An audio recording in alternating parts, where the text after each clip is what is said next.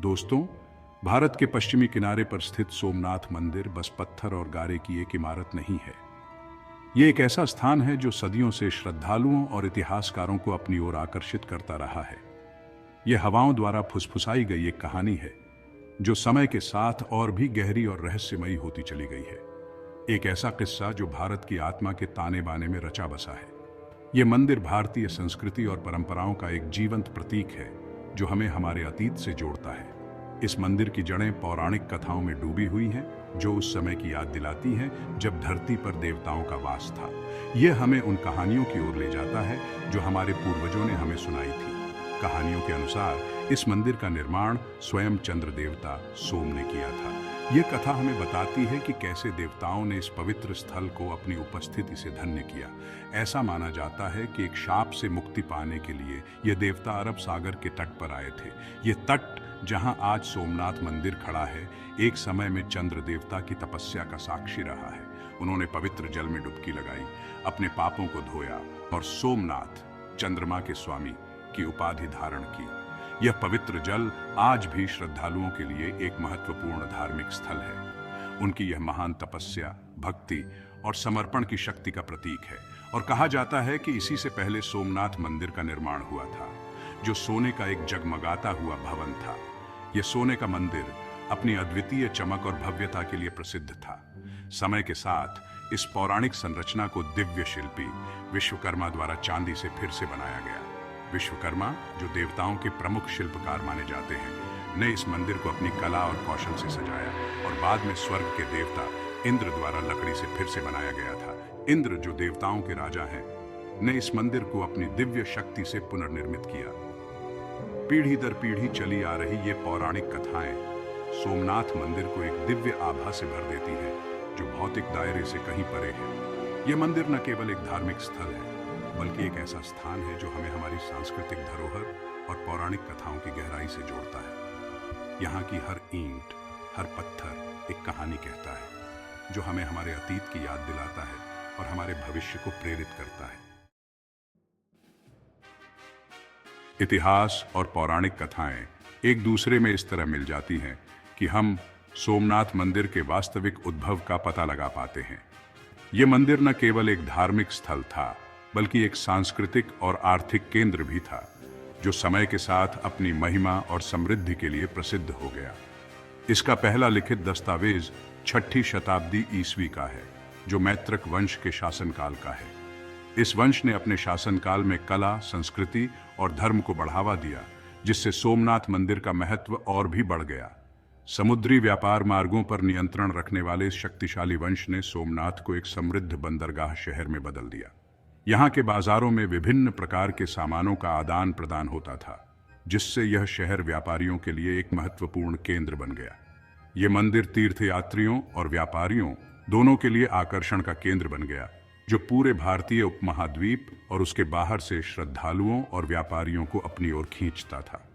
यहाँ आने वाले लोग न केवल धार्मिक अनुष्ठानों में भाग लेते थे बल्कि व्यापारिक गतिविधियों में भी संलग्न होते थे। सोमनाथ मंदिर मैत्रकों की धार्मिकता और समृद्धि का प्रतीक था, जो अपनी स्थापत्य भव्यता और अपार संपत्ति के लिए प्रसिद्ध था। इसकी दीवारों पर की गई नक्काशी और सजावट इसकी अद्वितीयता को और भी बढ़ा देती थी। उस समय के इतिहास में एक विशाल संरचना का वर्णन मिलता है जिसका शिखर यानी शिखर आसमान छूता था। यह शिखर दूर दूर से दिखाई देता था और लोगों को मंदिर की ओर आकर्षित करता था। मंदिर को जटिल नक्काशी से सजाया गया था, जिनमें से प्रत्येक हिंदू पौराणिक कथाओं की कहानी कहती थी। इन नक्काशियों में देवी देवताओं की कहानियां, महाकाव्यों के दृश्य और धार्मिक प्रतीक शामिल थे, जो मंदिर की दीवारों को जीवंत बनाते थे। अंदर गर्भगृह में सोमनाथ के रूप में भगवान शिव की एक भव्य मूर्ति विराजमान थी। यह मूर्ति इतनी भव्य थी कि इसे देखकर भक्तों के मन में श्रद्धा और भक्ति की भावना जागृत हो जाती थी। देवता का आशीर्वाद लेने के लिए भक्तों और शासकों द्वारा चढ़ाए गए सोने, चांदी और कीमती रत्नों से मंदिर का खजाना भरा हुआ था। यह खजाना मंदिर की समृद्धि और उसकी धार्मिक महत्ता को दर्शाता था। इसकी प्रसिद्धि दूर दूर तक फैली हुई थी, जो न केवल श्रद्धालुओं को बल्कि दुर्भाग्य से उन लोगों के लालच को भी आकर्षित करती थी जो इसके खजाने को लूटना चाहते थे। इस कारण से मंदिर को कई बार आक्रमणों का सामना करना पड़ा, लेकिन हर बार इसे फिर से बनाया गया और इसकी महिमा को पुनः स्थापित किया गया। वर्ष 1025 ईस्वी सोमनाथ मंदिर के इतिहास में एक महत्वपूर्ण मोड़ साबित हुआ। यह वह समय था जब इस पवित्र स्थल पर एक ऐसा आक्रमण हुआ जिसने इसके इतिहास को हमेशा के लिए बदल दिया। इस आक्रमण ने महमूद गजनवी के नाम को इसके इतिहास में हमेशा के लिए अंकित कर दिया। महमूद गजनवी, जो अपने समय का एक कुख्यात आक्रमणकारी था, ने इस मंदिर पर अपनी बुरी नजरें गड़ा दी। धार्मिक जोश और लूट के लिए एक अतृप्त प्यास से प्रेरित होकर गजनवी साम्राज्य के अफगान शासक महमूद ने धनी मंदिर पर अपनी नजरें गड़ा दी। सोमनाथ मंदिर, जो अपनी अपार संपत्ति और धार्मिक महत्व के लिए प्रसिद्ध था, महमूद के लिए एक आकर्षक लक्ष्य बन गया।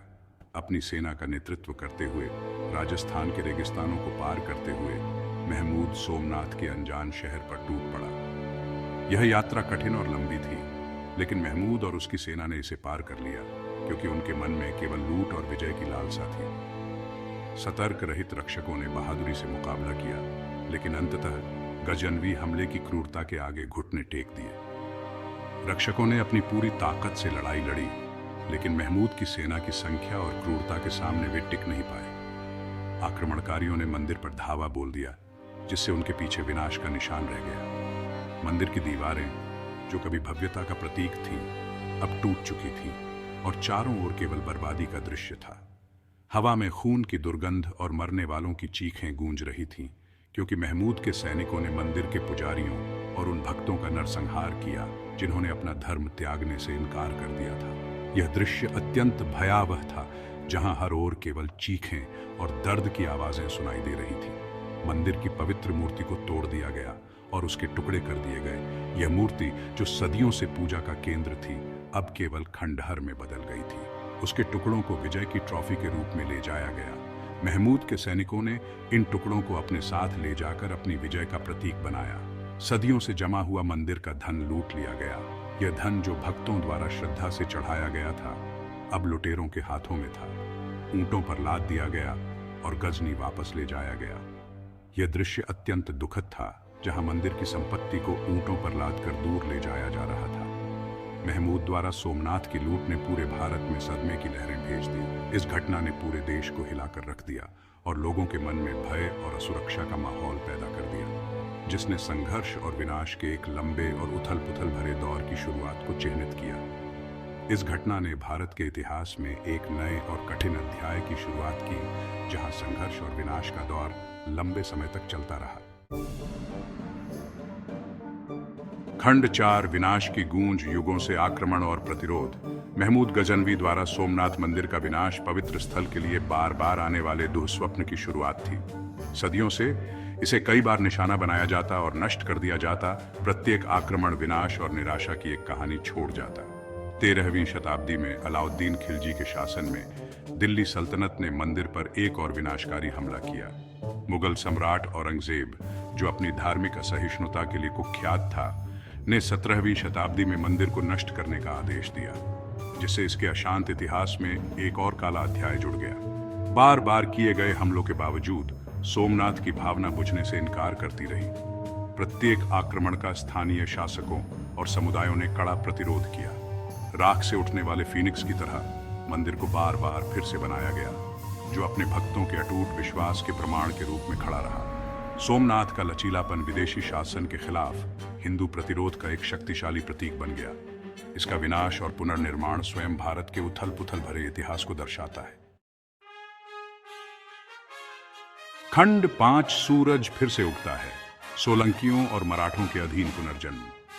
सोमनाथ की कहानी केवल विनाश का इतिहास नहीं है, यह विश्वास की स्थायी शक्ति और इसे फिर से बनाने वालों की अदम्य भावना का प्रमाण भी है। मंदिर के पुनरुत्थान में योगदान देने वाले कई शासकों में गुजरात के सोलंकी वंश का एक विशेष स्थान है। राजा कुमारपाल सोलंकी, एक धर्मनिष्ठ जैन, जिन्होंने फिर भी सभी धर्मों का सम्मान किया, ने 12वीं शताब्दी में सोमनाथ मंदिर के पुनर्निर्माण में महत्वपूर्ण भूमिका निभाई।